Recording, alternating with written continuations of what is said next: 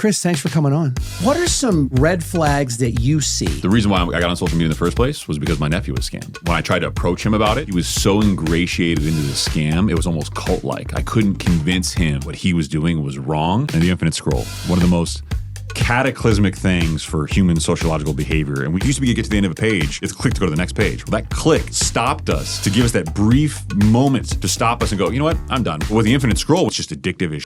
What's going on now? I think we're changing. 99% of what anybody in the guru space is going to teach you about a way to get rich quick, you can learn by just querying ChatGPT today. I think we as humans are going to have a different way we work. The manual labor is going to be AI and robot driven. We're going to have to think differently. We're going to have to interact differently. And the way we engage with one another is frankly changing because we're so stigmatized all the time. Welcome to Fargo Talks. Fargo Talk. Fargo Talks. This is Fargo Talks. Chris, thanks for coming on. Thanks for having me on, man. I appreciate it. It's been a long time coming. This has been, I think it was back with my Ryan Pineda post back in March. Yeah, but I followed you before that, though. Oh, you did? Yeah, right on. Long before that. I didn't know that.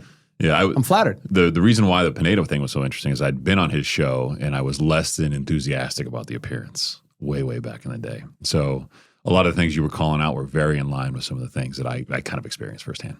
It is something, and it's something you've hit on your podcast with the grift of people online. And what are some red flags that you see? And you're one of the smartest guys in the room when it comes to this shit, I think. Oh, that's nice of you to say. I don't think so. I think I've lived through a lot of scams. The reason why I got on social media in the first place was because my nephew was scammed. And when I tried to approach him about it, he was so ingratiated into the scam, it was almost cult-like. I couldn't convince him that what he was doing was wrong until he lost the money and he felt screwed. Then he came back to me like a year later and was like, okay, yeah, you were right. And even then, the acknowledgement was kind of weird. And the light bulb went on for me. A lot of these grifters will encapsulate you into their ecosystem. And then when you get embarrassed that you got captured by it, nobody ever speaks out about it.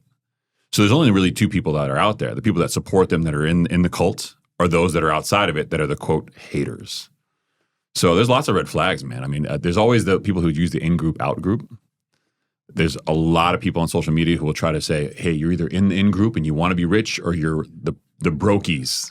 They use expressions like that are just hyper annoying to see. The ones that bother me the most are the ones that use religion.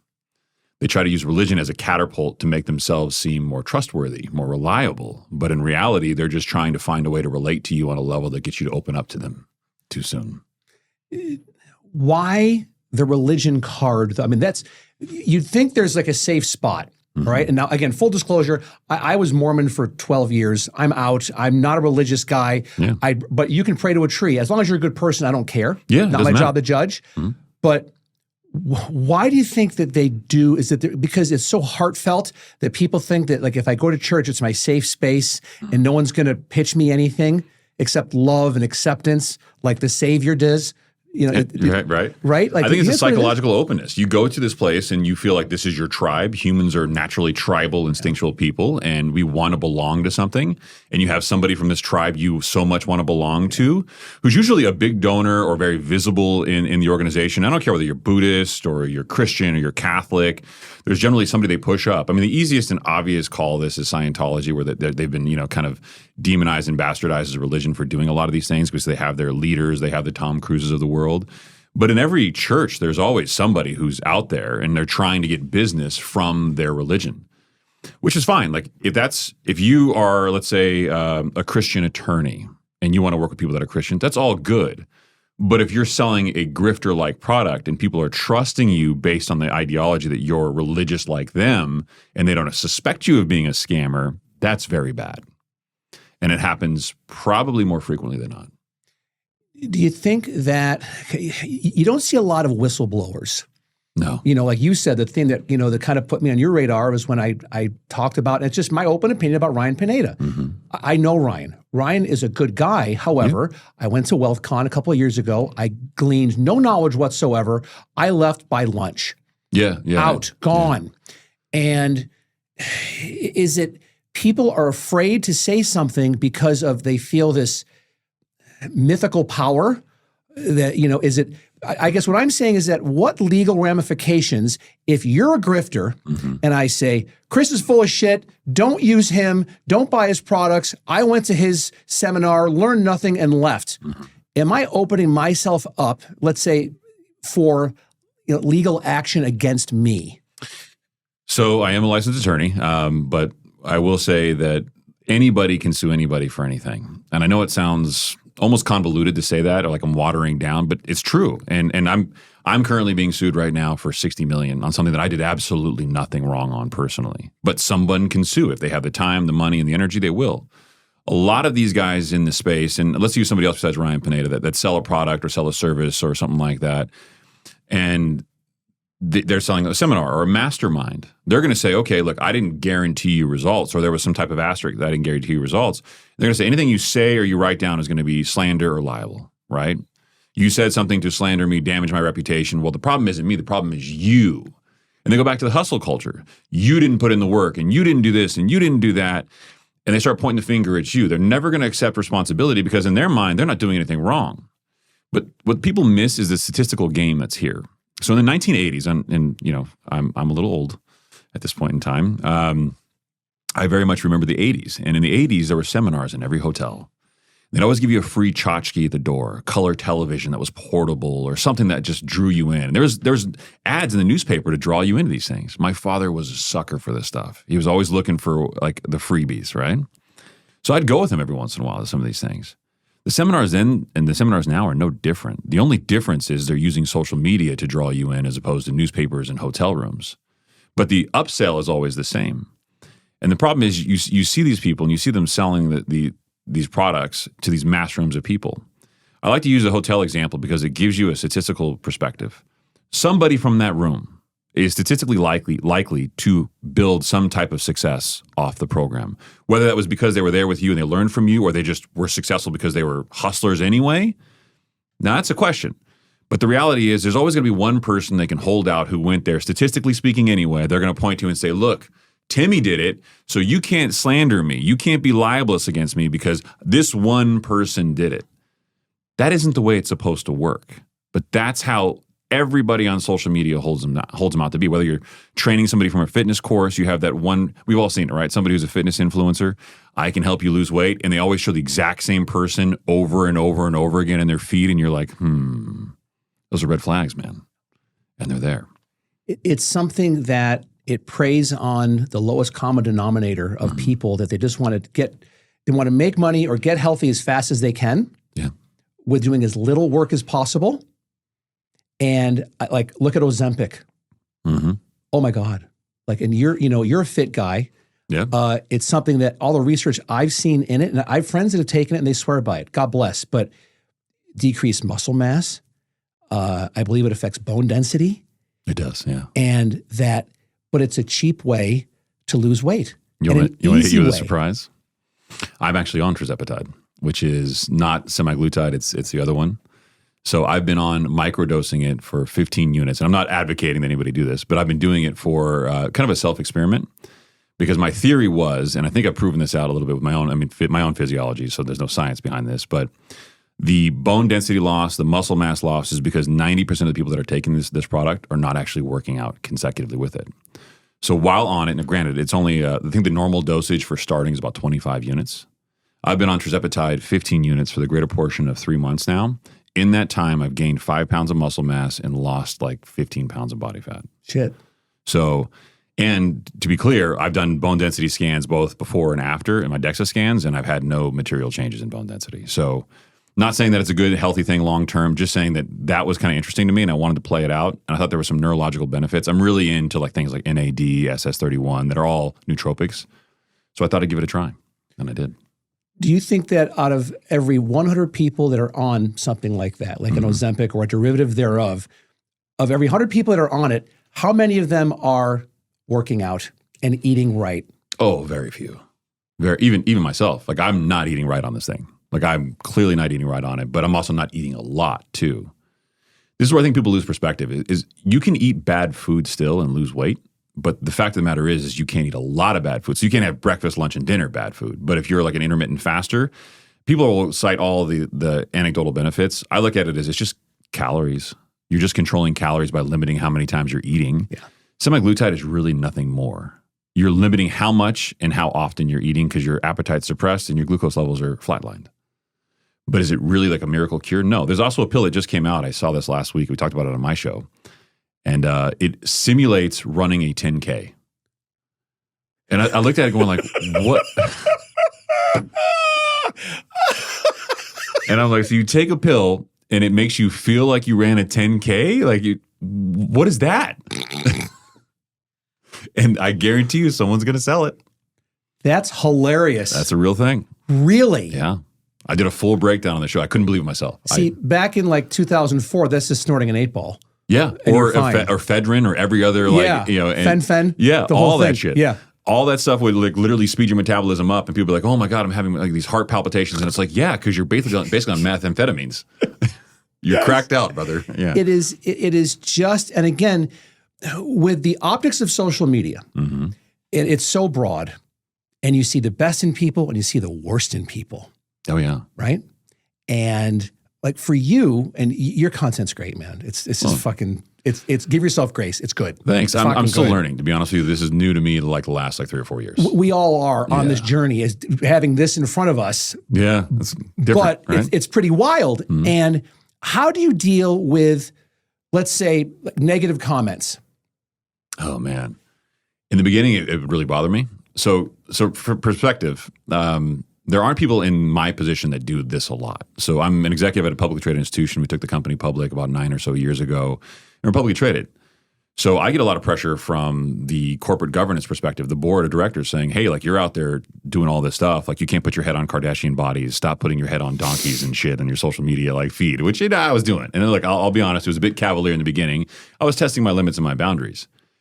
So I decided to set the focus really on like current events and really financial literacy and the current events kind of lead into financial literacy. It's my way of teaching finance and business and a little bit of law every once in a while from a very happy, like fun place. But doing so always invites the haters and the negativity because religion, politics, health and fitness, and finance, those topics are incendiary because people have their way of doing things. And if you touch on them, you run afoul of somebody's perspectives, you're going to get comments. So I do get a lot of the negativity. I try to respond as collegially as possible and use them all as educational. Some people just don't respond well to that. And you just get someone to say, fuck you, bro. And you just get that response. And that's okay. But I'm always going to be the one to respond, well, if that's how you feel. I'm not going to be the guy who's going to play into like this like expletive-filled rage battle back and forth. Not that I say that I'm not an asshole. I wouldn't cuss at somebody normally. I would. But I know that this is all out there permanently. And someone who reads that's going to go, you know what? This guy's responding like nice and rationally. Like I think this is probably the more mature adult in the room. What does it take for you to go full-blown Shogun and just pull out the katana and just block somebody? You slice them in half and go, you're out of here. I usually let it go on pretty long. A lot of people that are like the Joe Rogans of the world who never look at social media, I think that's an extreme viewpoint. If you're on social media and you're not famous before getting onto it, you have to engage your audience, right? So I'm engaging as much as I can to try to just respond to people because some people are just, frankly, financially illiterate. They don't understand. We posted about the S&P 500 having a certain amount of gains and returns over time. And on TikTok, it went viral. We got like 1.6, 1.7 million views. But many, many, many of the comments were people who were saying, that's not true.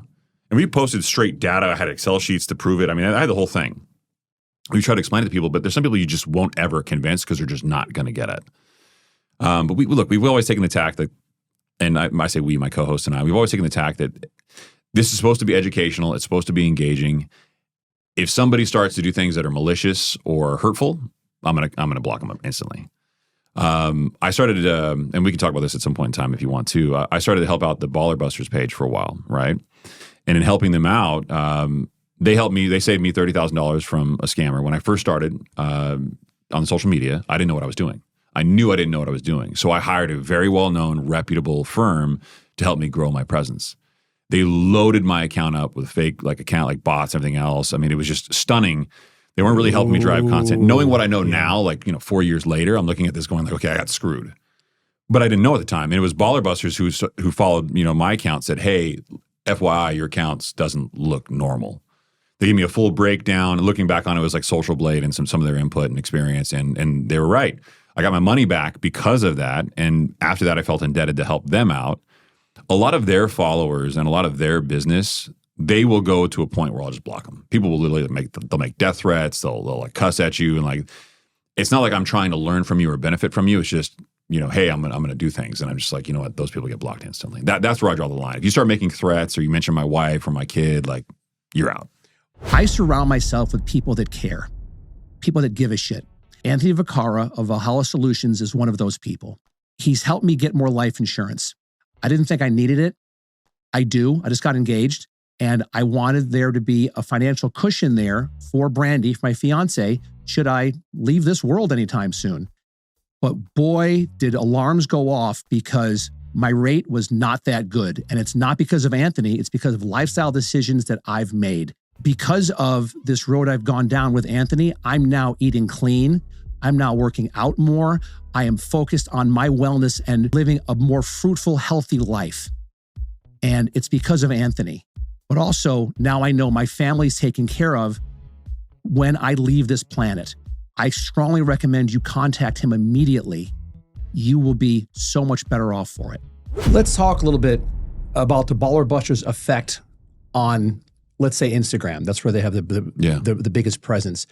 I became known with them when I had to talk about Pineda. And they, but actually, no, before that, it was when I posted about Sean Kelly, who's a podcaster here.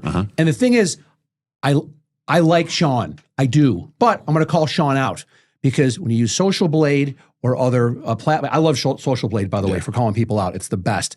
It shows he has 11 million followers.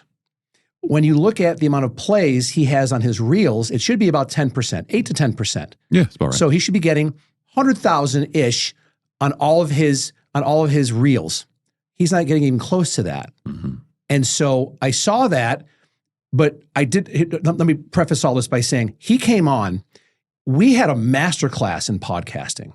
Like, it was excellent, the stuff we talked about back and forth, the do's, the don'ts, because he's throwing up like 2 or 3 clips a day. Yeah. And shooting 2 to 3 episodes a day, 5 days a week. Yeah, he's got a volume-based business model. Torrid pace. He sets. I was on, it never aired, but I went in and went through his thing. And he was great. We had a great conversation. But I posted the first clip of him, and Baller Busters was one of the first comments, and put clown in all caps with a C, then a clown, then an L, then a clown emoji. And I was like, oh my God. And so I got a hold of my team immediately. I said, take it all down.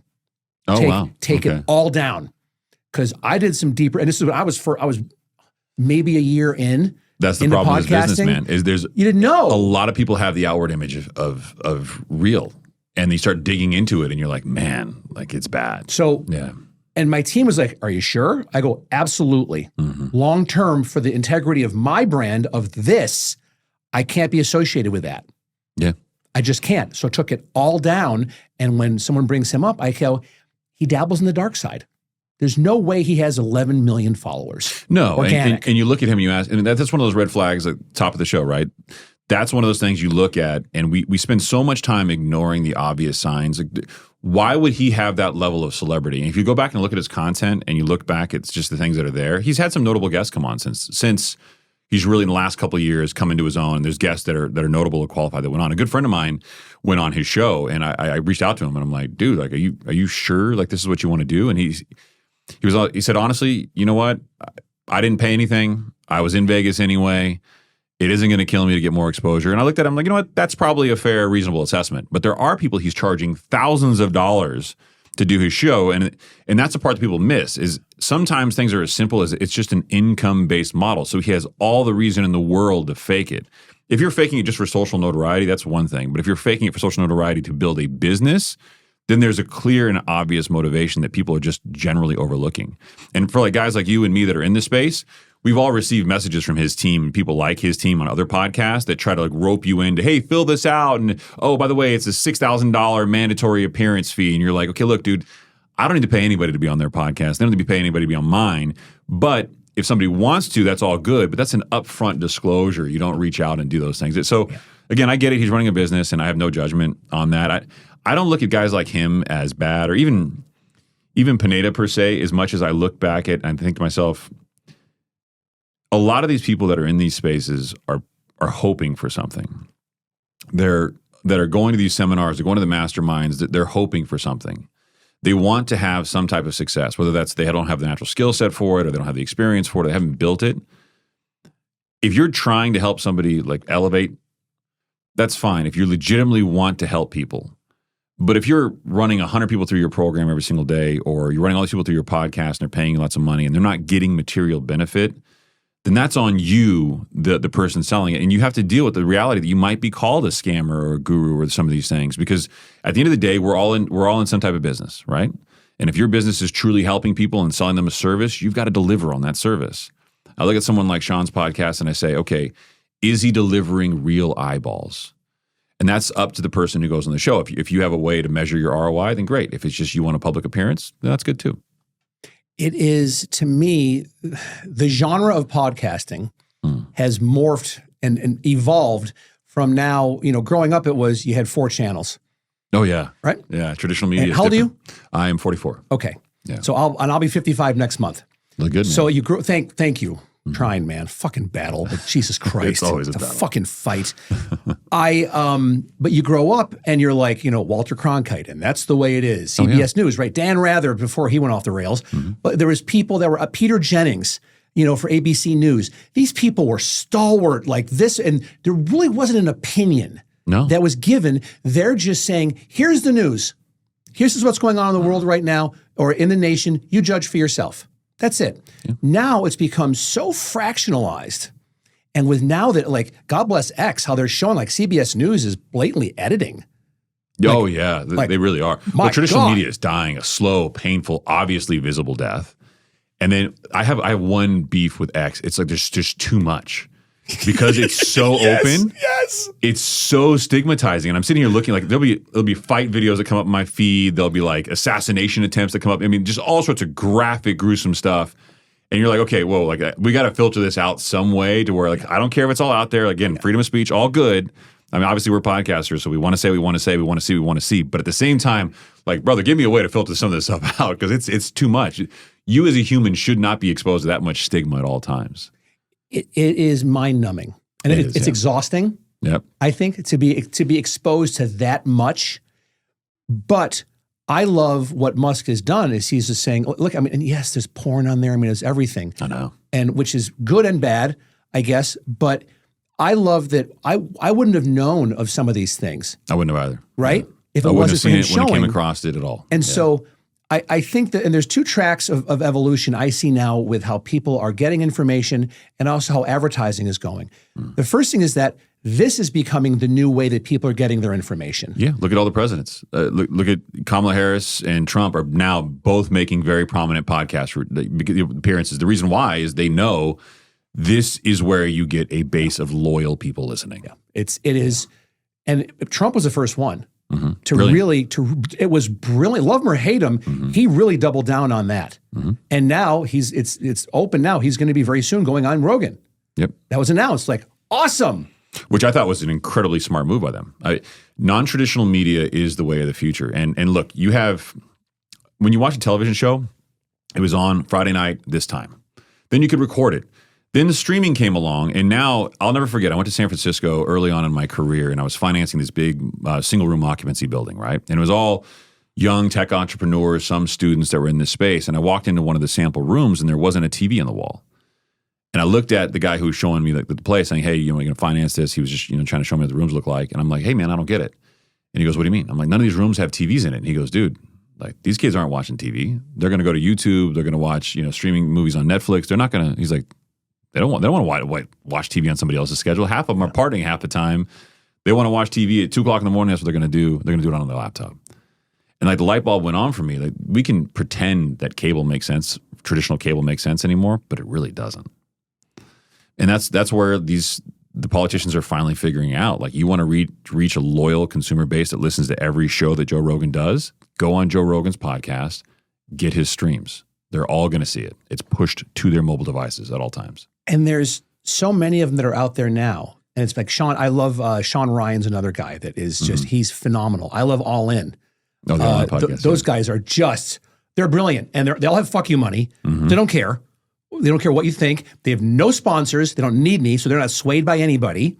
And they just sling it, man, and do their thing. And I love that. I love the transparency.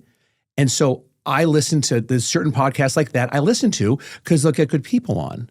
You know, like they just said, they just ran a thing from their All In Summit. They had J.D. Vance on. He was great. He was great. Yeah. You know, love him or hate him, he's well-spoken. Very well-spoken. Yeah. And very transparent with what he says. Like he said shit a couple times. I'm like, good for you. Yeah, well, I mean, he comes from a background he's that was a Marine. Rough. Yeah, I mean, he's not... He's the guy you want in that position if you had to pick a running mate to try to back you up, especially with Trump's temperament. I think it's a particularly brilliant choice. And he's a guy that years ago wasn't a fan of Trump and owns that. Yeah. You know, and says, he changed my mind once I got to know him. Which means you now have access to his entire base, which aligned with that messaging at one point in time, which will probably give him a second chance. And that's just media manipulation at its best. At its best. Yeah. And so I just think that we're heading down a direction, which I love, because we're both in this space where more people now are consuming our content for their entertainment or their education. So let me ask you a question. I've been pondering this. Do you think the time of audio-only podcast is dying? Ooh, that's a good question. Yeah. I predominantly listen to audio only because if I'm driving or if I'm traveling, I'll download it. I'm flying to upstate New York tomorrow to see my dad for 4 days. I go every 2 months to go see him. He's 82, love him. Nice. He's still doing great. And so he's all I have left with family. So, but I'll download a couple episodes of podcasts that I like. So then I put those on and even fall asleep to them. And I love that. So I like audio only. But then again, if I'm doing something like around the house or I'm doing some physical task where I'm kind of stationary for a little bit, I'll put like Rogan on and watch. Like right now he's got Jelly Roll. Oh, I saw that one just came out. And Jelly Roll's awesome. Jelly Roll's fucking awesome. What a story that guy has. Yeah. But to watch then the actual, it gives it that other dimension because you see the actual physical, you know, it adds a physicality to the audio is wonderful to tune into that. But I don't think it's critical anymore. I think audio only is eventually going to be the way to go. What I'm seeing now is it's 50-50. I'm seeing a really weird migration. Some people are actually kind of going back to the audio stuff. The thing I think that challenges a lot of these younger, like if you're somebody's famous and you're a celebrity and you've got, you know, your presence, you don't really need the video to sell the podcast. You being on it will sell it. What's a great example of one? What's the one with the guy from Will and Grace? Fantastic. Oh, Smartless. Great one. Fantastic podcast. Do they even have video? I think it's all audio, right? Yeah. That's a fantastic podcast. And I've been a big fan. I've never actually seen a video if there's one out there, but it's a great example. Those guys have a name cachet. They get huge celebrities on because of their name cachet. But if you're trying to grow a business and you're trying to grow your podcast, you need to be on platforms like, you know, Instagram, like YouTube, and those do require the video component. It's been critical to my growth.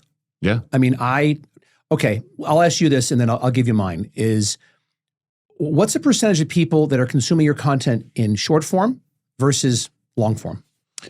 Wow. So it's kind of a tricky answer. So we started our podcast audio only for a prolonged period of time. And I didn't want to go video for as long as possible because we record so late at night. I'm usually in sweats at 9 p.m. at night. We usually record to midnight. And I, you know, sweats, but it's a financial literacy podcast. So I got to look somewhat, you know, respectable. Like I actually have a day job. Otherwise people just inherently look at you and go, he doesn't know what he's talking about. Because I don't have anything flashy. Like I'm not like a Rolex guy. I don't have really like expensive toys. Unless you looked me up, you wouldn't have any idea. You know, I think people for some reason, they think that the fancy toys equate like knowledge of wealth.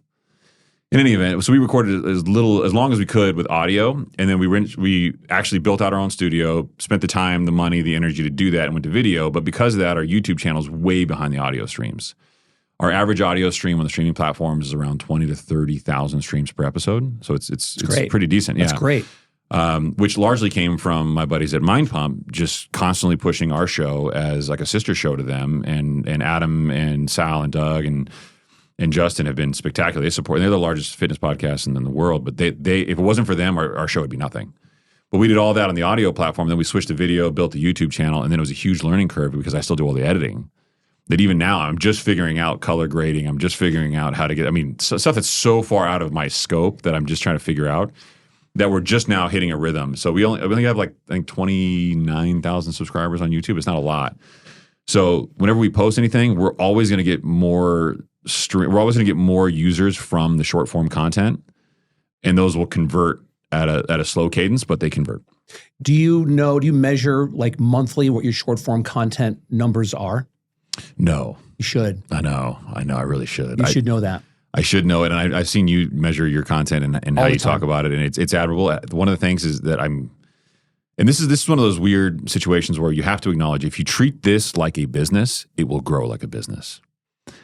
In some ways, I don't want to lose the hobby love for it either. Absolutely. Yeah. Absolutely. It's something that the day I don't like sitting here talking to somebody, I'm done. Yeah. I'll find something else to do. I've done interviews like that where I didn't like talking to the person and I just won't air it. I'm like, I didn't enjoy the conversation, so fuck it, I'm not going to use it. I've had that a couple times with people. Yeah. It's just like it just didn't feel right. Yeah. It wasn't good, so never aired it. Or if it's disingenuous, I interviewed a guy once who was in the lending space and he was talking all about lending, and I could tell early on he was full of shit and just trying to sell something. He wasn't selling a course, but he was trying to sell something, and I couldn't figure out what it was, and it just felt so inauthentic that I was like, dude, I'm going to be honest with you. I listened to the episode again. I can't air this. And he's like, why? And I said, I don't believe you. What have you learned from experiences like that? So if somebody wants to come on your podcast, what's the perfect guest? It's not what people think. This was the one that really threw me. So we've had some, like I've had early on, I called in some favors from some former White House people that came on the show. I had Jim Wilkinson, former Chief Staff Secretary of State Paulson during the Great Recession. He was on the show. I've had a number of people that were pretty notable. I had Larry Wheels on the show. And all those people said the things you expect them to say.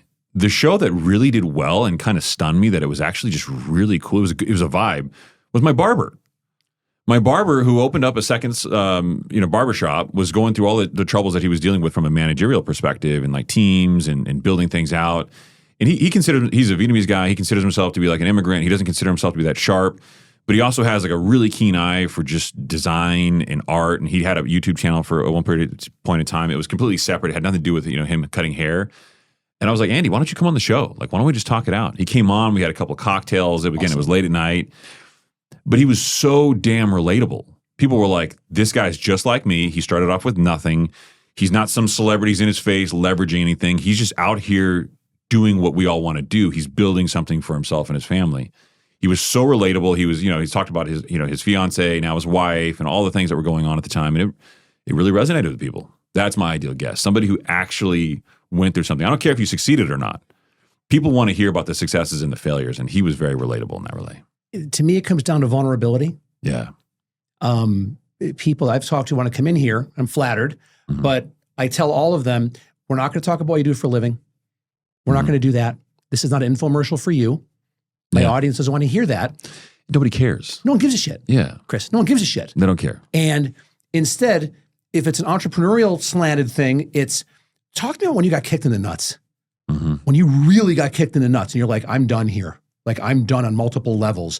But how did you get through it? Yeah. In idiosyncratic detail. How'd you get through that to pick yourself back up again?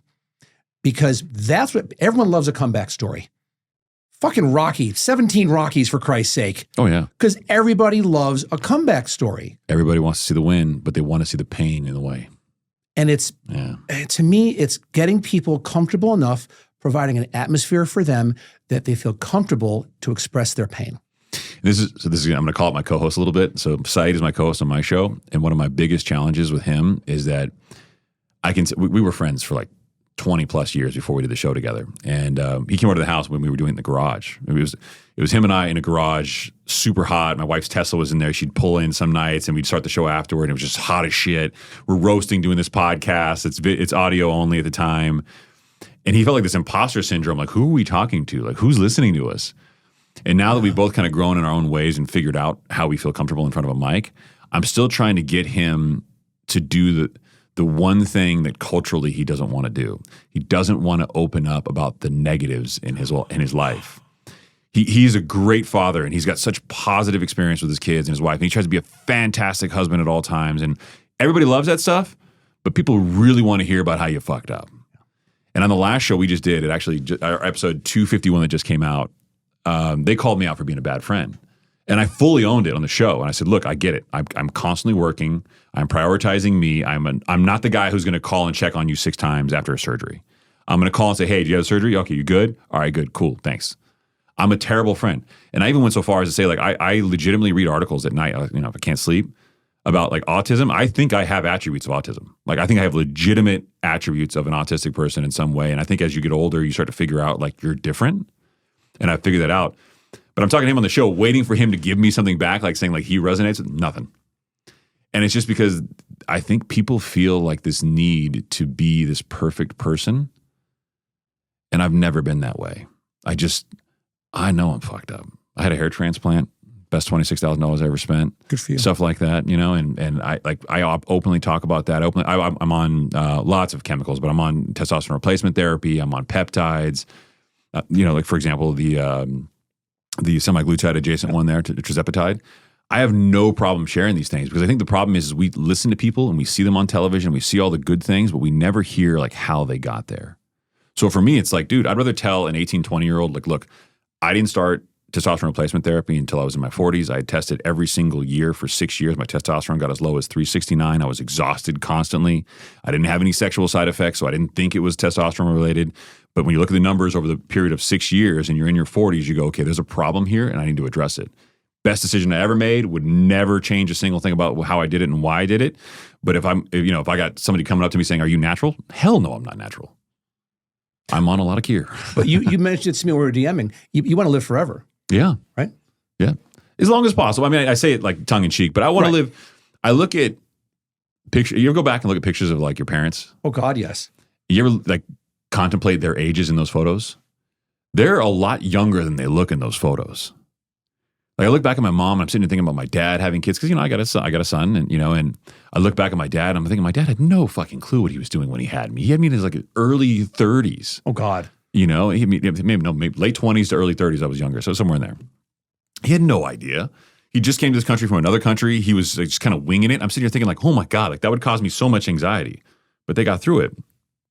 But I look back on the quality of life that they've had. My mom and my dad are both overweight. Right. My mom just lost 160, 170 pounds. Wow. Which is why I got on tirzepatide. She was on it. Wow. And I wanted to support her and try it before she went on it. Yeah. Any longer, at least anyway. So that was kind of my motivation is I wanted to understand how my mom was working. But that being said, there's so much technology. We all are living better lives than our parents did. And if you can take advantage of being proactive to your health versus reactive, like I'm not going to wait till I have a heart attack. Fuck that. I'm going to go work out every single day now. So if I get there, I can look back on it and say, I did everything I could to not be in the situation that I'm in. It is amazing the resources we have available now at our disposal. It's incredible. I had a food, I haven't, my stomach's been off for the past year. What do you mean by off? I haven't had a solid shit in a year. Really? Really. I went through something like that, by the way. Yeah.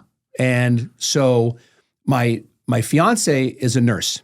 My wife is a nurse. Really? RN. Yeah, she's an RN. Yeah. That's it.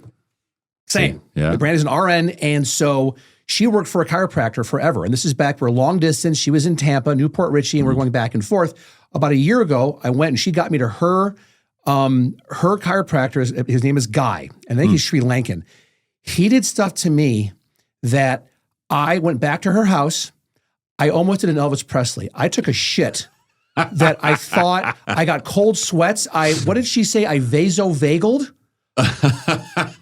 Where I thought I was going to, like, she had a blood pressure cuff on me. And she's like kind of laughing because she's like, I know you feel like shit right now, but you're going to be fine. Yeah, you're just evacuating everything. You're getting it all out. You're purging all, and it was from him. Yeah. Got rid of all this stuff. And I have yet to, I've gone to a chiropractor here. I haven't had that happen yet. So I had a food allergy thing done.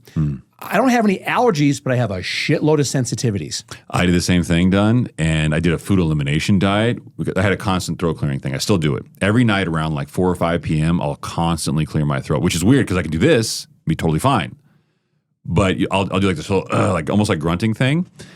And I did this whole same thing. And I got to tell you, I never got a solution to it. And I said the whole elimination diet, food allergies, and I don't know if it could be stress related. I have no idea what it is. That's kind of what set me off down the path of like, I'm going to look at like testosterone replacement therapy. I'm going to look at all these things. I started looking at other ramifications.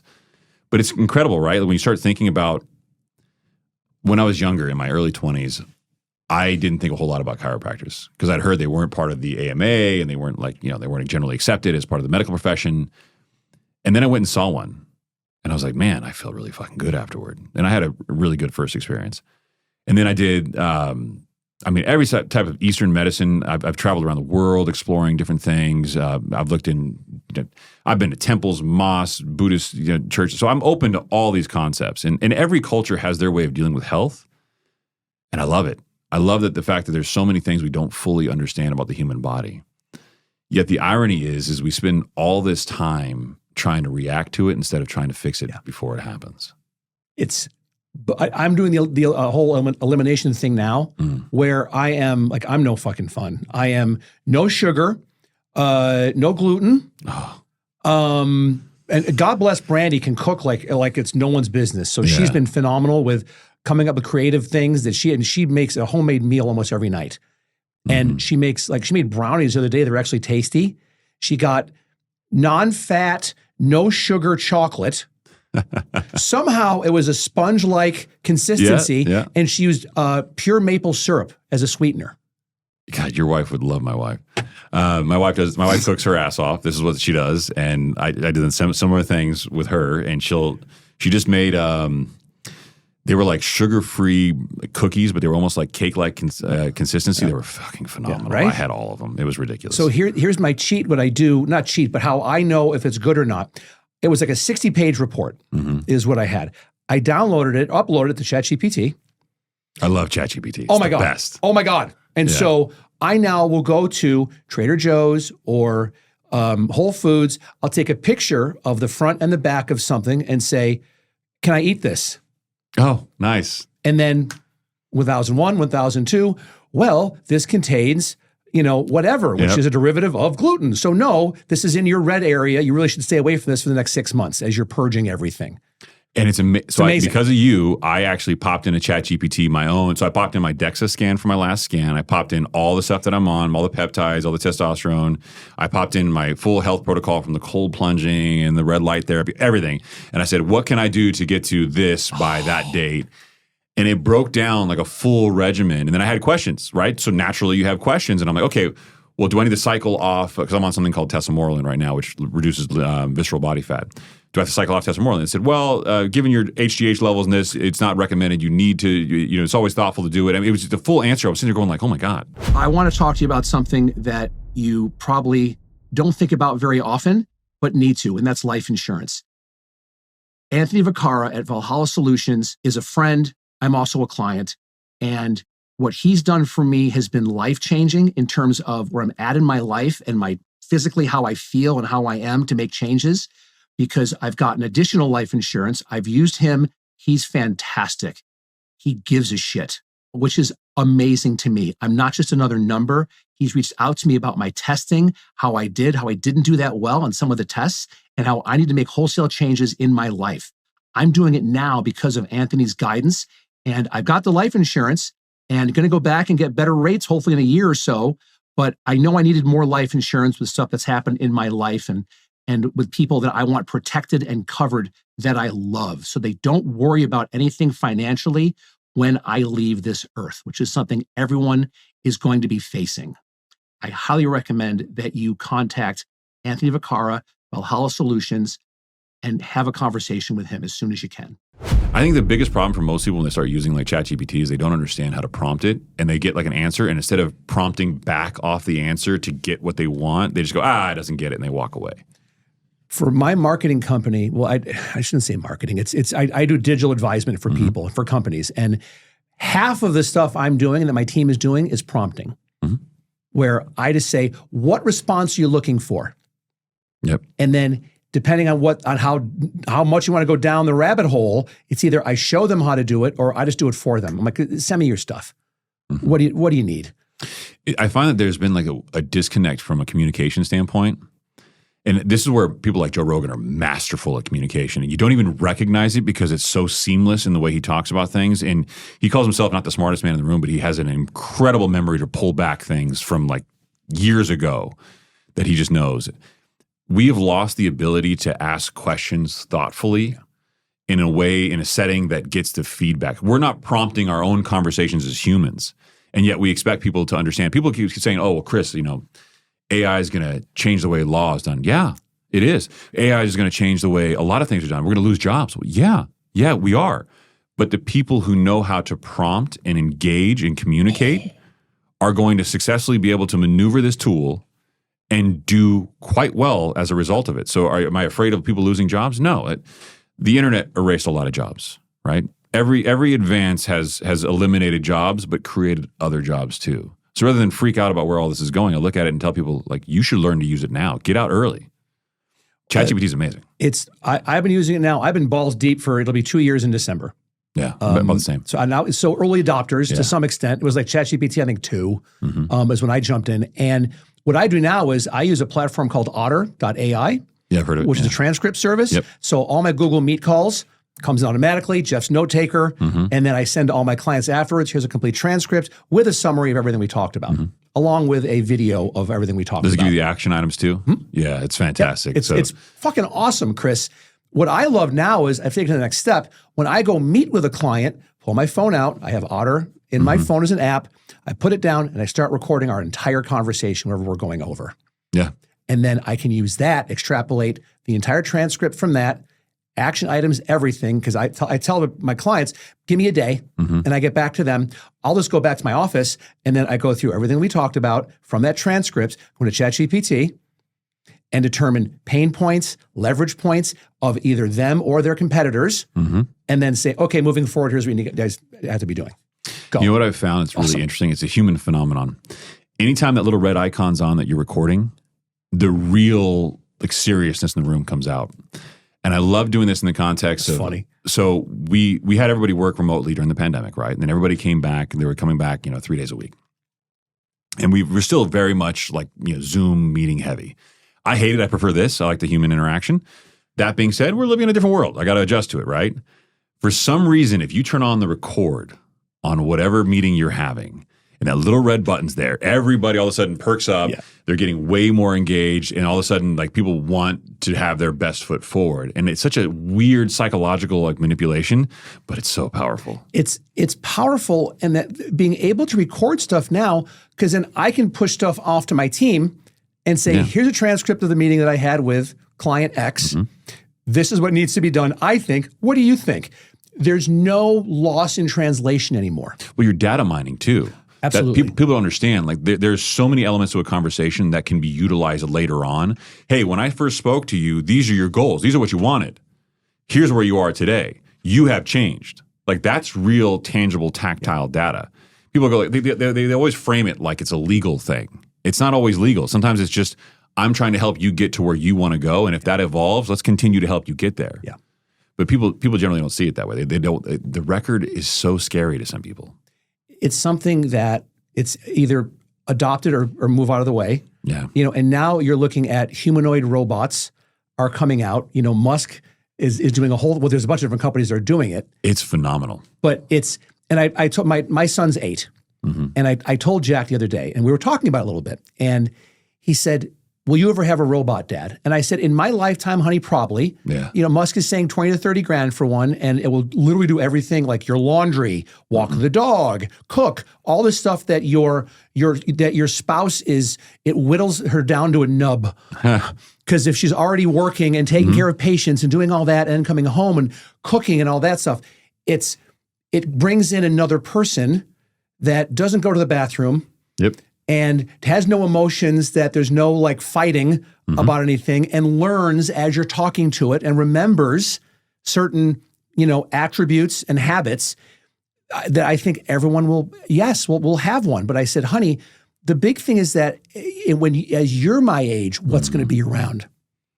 Oh, it's the speed and cadence at evolution right now of technology is so wild.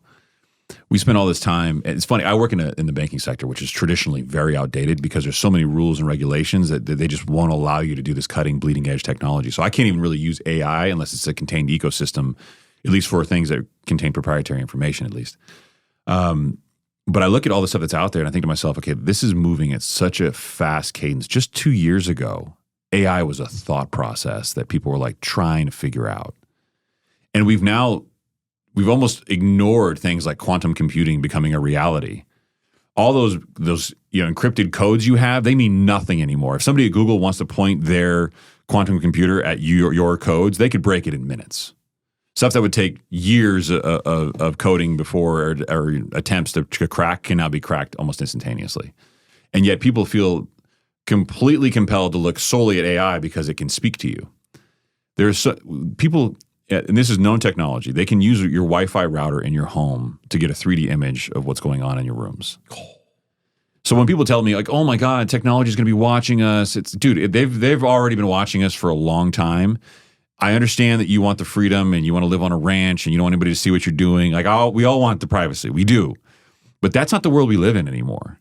I was thinking the other day with my wife, we were playing this game in the car. We were driving to get dinner and we were like, if you wanted to go somewhere and no one to track you, how would you do it?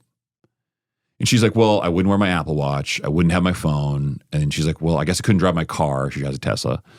And I'm like, yeah. So how would you get there? She's like, well, I would walk. And I'm like, where would you be walking on? She's like, well, the streets. I'm like, they all have cameras. Facial recognition? Yeah, facial recognition instantaneously. And I'm like, there's satellites that can literally zoom down from space and see where you are. I'm like, explain to me how you would get somewhere. And she's like, I don't really know. And that's the truth of the matter. And the fact that we don't know how some crimes are committed still is kind of stunning to me when you think about like everyone's being tracked always. And it's been going on for years. Yeah, years. People, just disclosing it now. But well, yeah. I had a buddy of mine came on. We talked all about Diddy and what's going on, and how Usher and Pink have deleted their tweets. Yep. Usher 7,000 of them deleted when he brought back his account, something like that. But they still have them. Like Musk has said that X is a crime scene. The internet still has them. I mean, not just X, but there's other repositories that their sole function is to take your information and remove your ability to get rid of it. So people can go way back and check and see what you said, when you said it, even if you deleted it. I was doing stuff. I was a title rep here for about 10 years. And I got my notoriety and did really well because I was the first one. First, I was doing Periscope, which was Periscope was owned by Twitter. Yep. And I'd go into an open house. I was just starting and I'd say, if you want, I could probably have 300 to 400 people see your open house right now. And they're like, what? And we'd go through, and next thing you know, and I lived for 24 hours and gone. I was one of the first ones to get Facebook Live.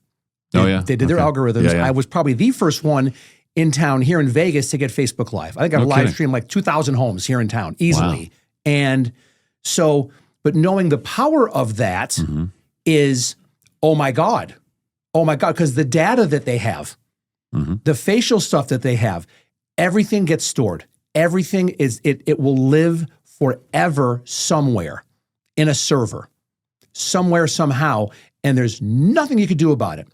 The thing is, before Cambridge Analytica, it was shooting fish in a barrel. Oh, yeah. To do Facebook ads, I used to do stuff like you were in 89052 in Henderson, you went to Stanford, you owned a Parrot, you had 4 open lines of credit, and you leased a BMW. Like that's how, and I would sit down with realtors and go, this is what we can do. Let's do a video view campaign. This is how much you're going to spend and, retarget anyone that watches 50% of the video or more. Yeah. And that's the power of analytics that most people don't understand. Like I found social media, frankly, whether you like it or not, is a pay to play game. Your content being good and great will also help for sure. But as you get to a certain point, you're scaling with paying to play too. Either paying by paying the algorithm to push your content or you're paying to get content that the algorithm is going to push. End of the day, that's where you wind up. We all wind up there. And we all start off grassroots. We start off simple. We start off basic. And that's the name of the game. So understanding those analytics, understanding the detail, to your point, I probably should know my shorts and my numbers for short form content, but I don't. I think it's really important as far as critically growing your business. Now, the problem for me is I have so many other businesses that I spend my time focusing on that the podcast isn't the one that I'm always trying to grow exponentially. The business, first and foremost, the bank is the one that I spend all the time trying to drive and focus on because it has real legitimate shareholders and a real monetary impact. But people lose sight of the fact that some of this stuff is not rocket science. It just takes diving in and fully understanding it. That's it. And it's either you do it or you pay someone to do it for you to say, hey, I need a report every single month on where am I at for Instagram, TikTok, LinkedIn, blah, blah, blah, blah, blah, everything, right? And my long form, I'm the opposite of you. My long form is not that great in terms of, I'm at like 7,400 subs on YouTube. And some people watch my long form, but I'm at 12 to 13 million for shorts. Yeah, I mean, your stuff's great. I've seen it time and time again. And like a lot of, first of all, you have the great titling, the great thumbnails, the hook's always there. We don't focus enough on some of those things because that's really what drags you in. The one I saw that you got talking about Diddy, as soon as you started talking about Usher and Diddy, I was like, huh? And I was just pulled in, and that's what happens. You're just sucking me in, and it's fantastic. And there was some of them that I saw you did on a lot of the Vegas life stuff recently has been pulling me in. Best restaurants in town, stuff like that, because I spent a lot of time eating in the city, and I know how much it's changed over time. Given we are a global destination, and I'm a variety podcast. I've gone from, first it was real estate, then it was entrepreneurs. I still talk to those people, but now I've gotten these influencers to come on, or content creators. Yeah. One who was amazing, Erica, she's a nurse and just an advocate for nurses' rights. I love it. And I mean, now being in love with and have been dated Brandy for a year and a half, I hear, but I didn't know. Like that was a tip of the iceberg. I'll be the first person to say it. Nurses are treated fucking terribly relative to the work they have to do. Awful. It is disgusting. My wife was 9 months pregnant with our son. They asked her to turn over like this like huge, heavy, like naked guy. He was being like graphically inappropriate. And I'm sitting here going like, okay, like why is this okay? Like why are we just like okay with this set of circumstances? Then her pay. I remember sitting down with my wife at one point in time, and I know this is going to sound terrible. I'm not trying to be misogynist, but I was like, look, with the money that we're going to spend on healthcare versus your salary after taxes, like this doesn't make sense. And I had to break down the math to her and saying, okay, look, we can play this game and you can do it if it's fulfilling and you're happy. But I want you to know if you're more concerned about what the most economically viable approach is, it's you not working, going back to school, becoming an NP, maybe opening up a business or something like that. But this long term doesn't seem to be appreciating you back financially. It is crumbling. From a business standpoint, it is crumbling. Nurses should have pensions. Let's just start there. Oh, they should have unions. Yeah. I mean, the only one I think is in California. Yeah, and it's a shitty union. It doesn't really do much for them. And so, but to have Erica come on was for me, I loved her. Like I do a pre-production call with almost everyone if I don't know them. We hit it off. And so had her come in, it was great. She was cool because she accepted all my collab invites, and we had a bunch went viral. A bunch, especially on TikTok, went 500,000 plus views. Isn't it weird how some people won't accept a collab invite or they won't push the content? It's like they almost, I don't understand the logic, but they'll go onto somebody's show, they'll partner with them, and the whole point is that we're going to cross collaborate. We're going to start pollinating our audiences. My audience listens to you, your audience listens to me. But you have a good conversation with people, and you build relationships over time. The same way in business, where if like you get a loan from me or you open deposits, like I want to deepen the relationship all day. Right? The cross selling's got a bad connotation, but the whole point is you make relationships in your life stickier by making them deeper. Right? The more connections you have to one another, the harder it is for someone to get away from you. Stalkerish as that might sound, that's the whole point. I've had really, really well-known people come on the show and they have zero desire to push the content. And you're like, what? Why? Not even like a repost. Larry Wheel's a great example. Wonderful guy, came on the show, bought him like 2 pairs of really expensive shoes to say thank you because he drove all the way down from LA to my show, which is about a 2-hour drive with traffic. But he was incredibly kind. We had a great conversation. He was very open, would not repost, would not rebroadcast, would not tell anybody to watch the show. And when I asked him why, ghosted me. Really? Yeah. And he's not a bad person. I have nothing bad to say about him. That's interesting. Yeah. But I think it's also because this is still, we're at the dawn of this type of thing. Yeah. Right? And people are going to tend to, pull it back. It's almost like they're gatekeeping notoriety, which is not something you gatekeep. Like if you introduce somebody to somebody big, like look at all of Rogan's guys, right? How many people have spun off shows, not just celebrity, but literally shows because of him? I mean, it's just become like this huge thing that just broadens and broadens and broadens, where people go on a show, whether they're comics that have done podcasts or there are other people like him, Lex Friedman, for example, that have gone on the show. Huberman built a lot of notoriety from Rogan's podcast. These are all spun off from one guy not gatekeeping it, saying, hey, look, I think you're interesting. Come on my show. Let's just talk some shit for a while. Yeah, it is. I've seen it where, and I'm now, knock on wood, getting some sizable influencers are coming in here, Vegas influencers, and they're all great, or content creators. Influencers is kind of a fucked up name. It's like coach.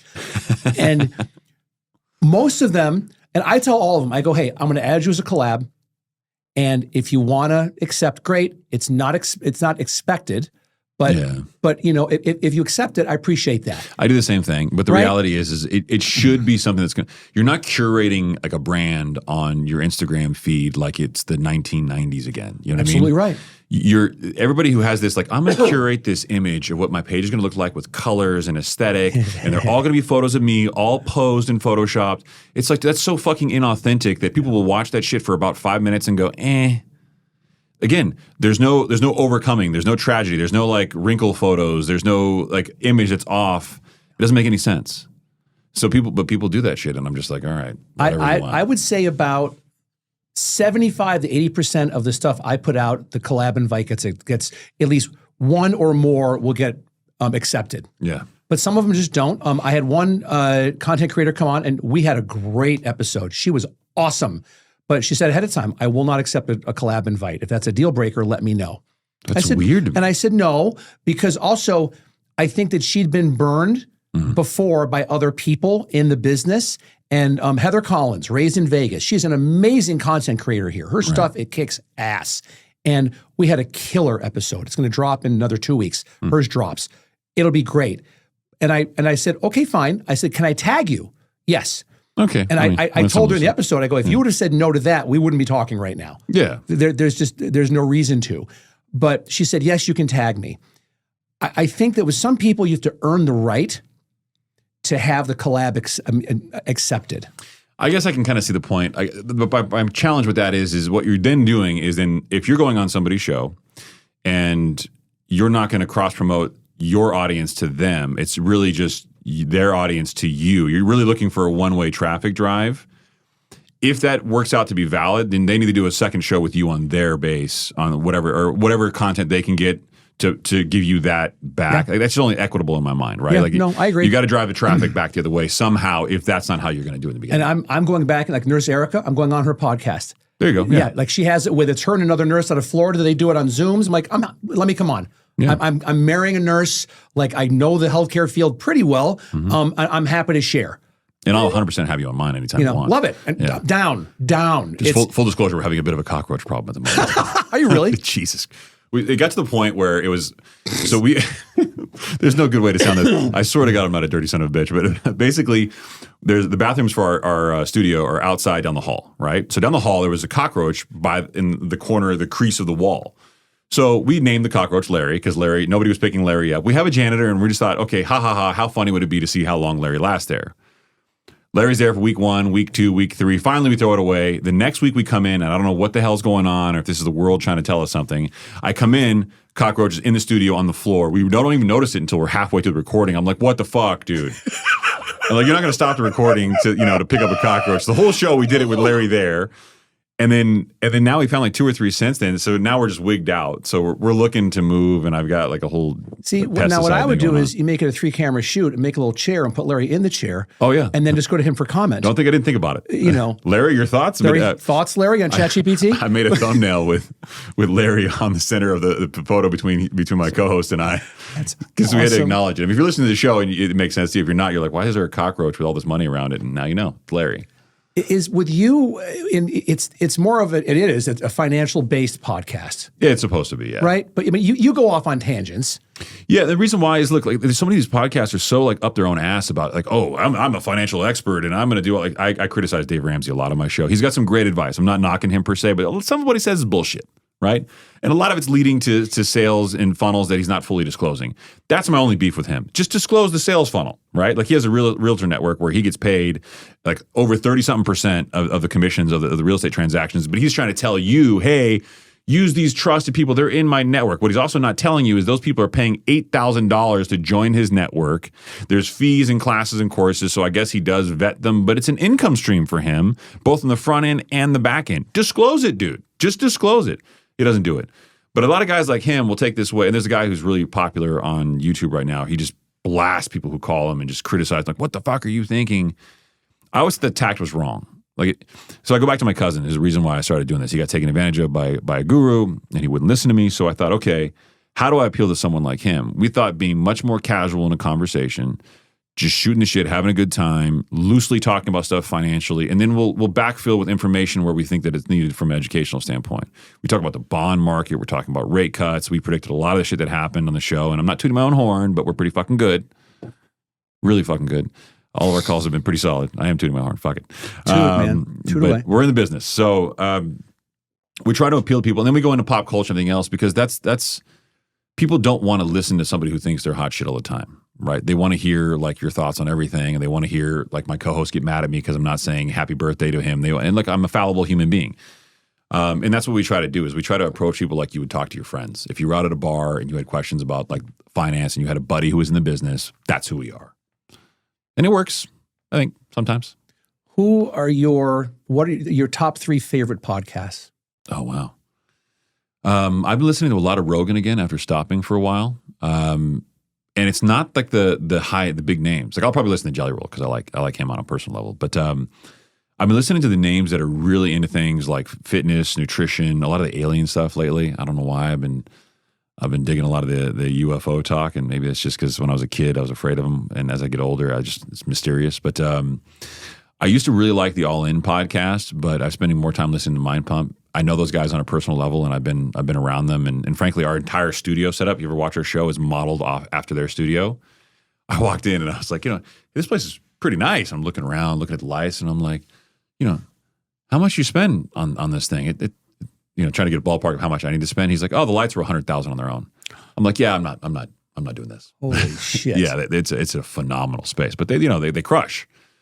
And then after Rogan, Mind Pump, I would probably say after that,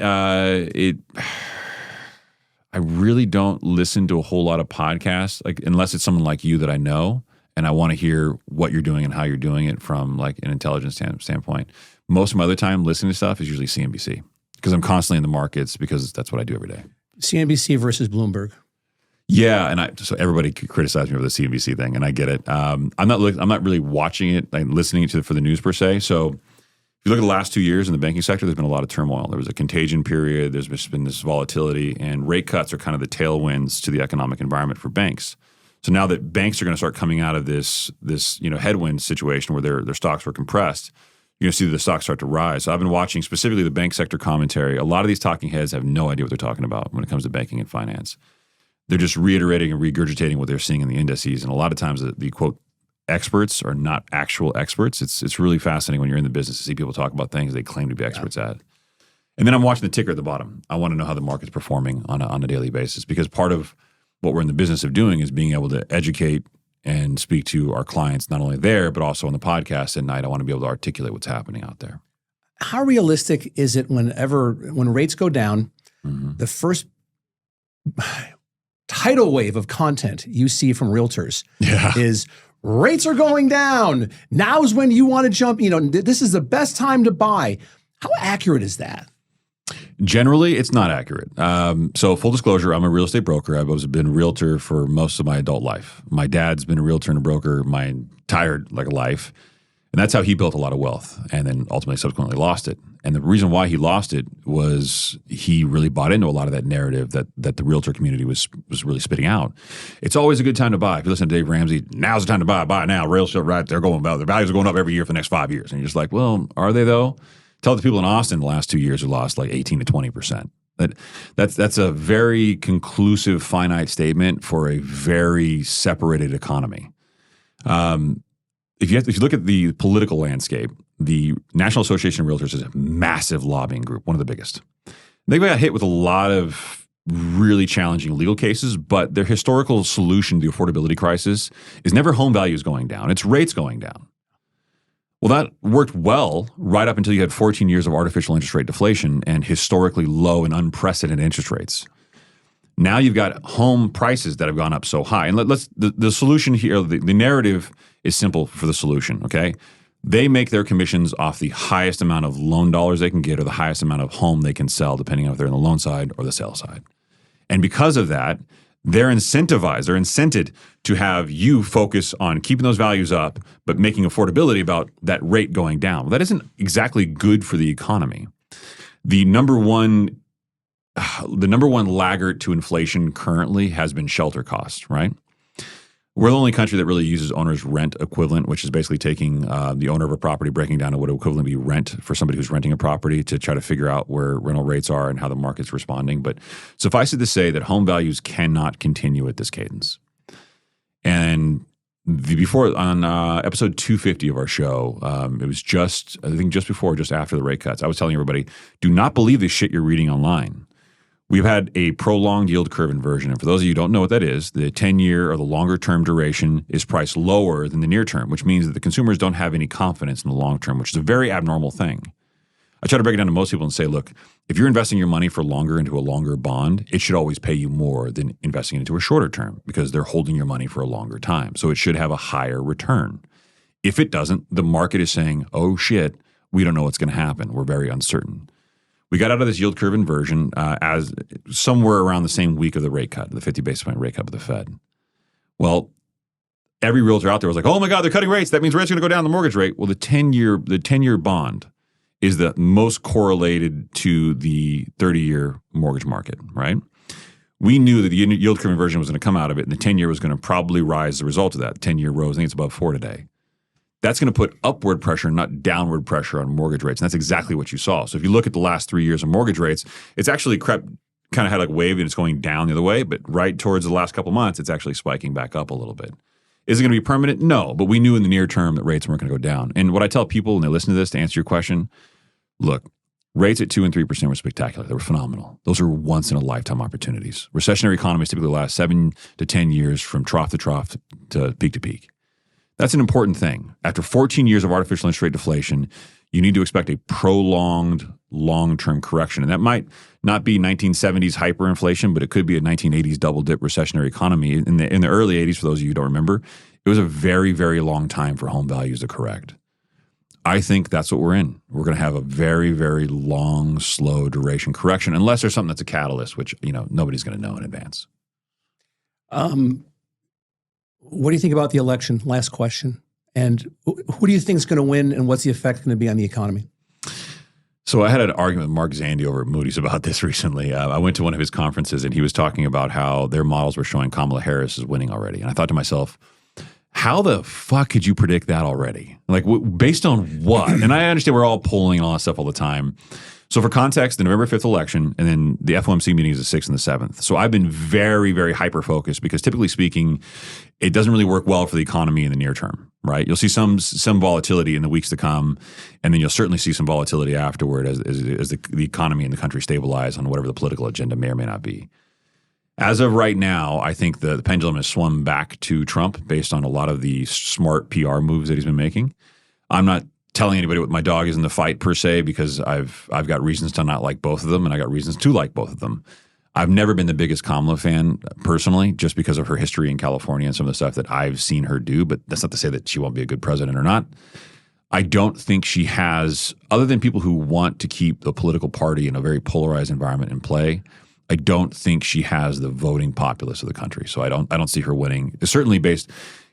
Trump is going to perform better on every single one of these podcasts because he's going to be less political and more in your face, like, this is what I'm fucking going to do. And I think that's going to resonate with more of the audience, and that'll ultimately ink out a win is probably my guess. My hat is off to him because of like him going to Pennsylvania and speaking. Like that's Biden's state, man. Mm-hmm. Like, come on. Him going to Coachella. Yeah. Oh my God. What the fuck? There's got to be something broken with both of them to want to do this. Oh, to travel, to put themselves through the physical. Just people always look at this. I constantly travel for work, right? And I'm constantly in one city, and I'm usually there for a day. People are like, oh my God, it's so fun. You're traveling, and you're like, what? No, it's fucking miserable. You wake up at 4 o'clock in the morning, you get on a plane, you come back. Even if you're flying private, which I've done, from time to time, and it's not a much better experience other than the fact that you have privacy. You can take your shoes off. It ain't, well, in airport traffic. I was going to say, you cut out an hour ish of getting through all the shit. But it's interesting times, my friend, right now. And it's fascinating. And it's to be someone that admires the human psyche and how people think. It's fascinating to me what's going on now. I think we're changing. I think we as a species are changing. A great example, when your wife, you guys go to bed at the same time? Oh, yeah. Okay. Does one of you stay on your cell phone at night? Do you both do it? Yeah, we kind of both are. And then she goes off and goes to sleep. I go off of mine and I'll watch something like on Netflix just to kind of power down. And then I'm good.